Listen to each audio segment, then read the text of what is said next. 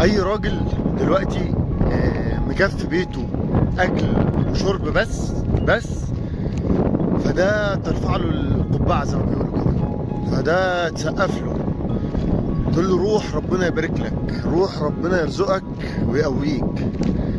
احنا الحياه بقت صعبه، الحياه بقت رخمه، والحمد لله اهو بنعافر.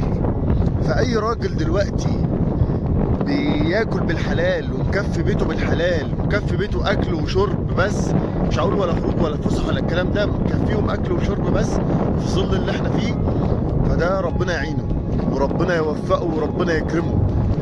واكيد اي ست تخلي بالها، يعني تخلي بالها من جوزها، تخلي بالها من عيالها، تخلي بالها ان فعلا ان انت لو فاكره ان الموضوع سهل، لا الموضوع مش سهل. ان هو يحافظ ان هو يكفي بيته اكل وشرب في الفتره اللي احنا فيها دي او في الوقت اللي احنا فيها، فدي حاجه ربنا يعينه عليها. ربنا يرزق كل راجل مجتهد بيحاول يطلع القرش بالحلال عشان يكفي بيته وعياله.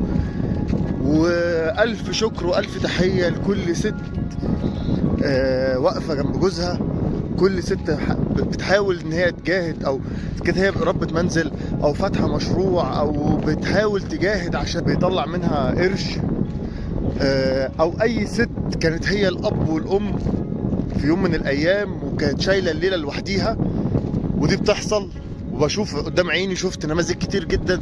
الست هي الاب والام. ربنا يرزقك وربنا يوقف لك ولاد الحلال وربنا يديك على قد نيتك ويكرمكم في ظل الظروف. انا مش عارف انا ايه يعني مناسبة الفيديو، بس هو كلام طلع من القلب واقسم بالله. ربنا يرزق كل واحد مجتهد اذا كانت ست او راجل بالحلال ويوفقهم عشان يعدوا بس الايام دي. سلام.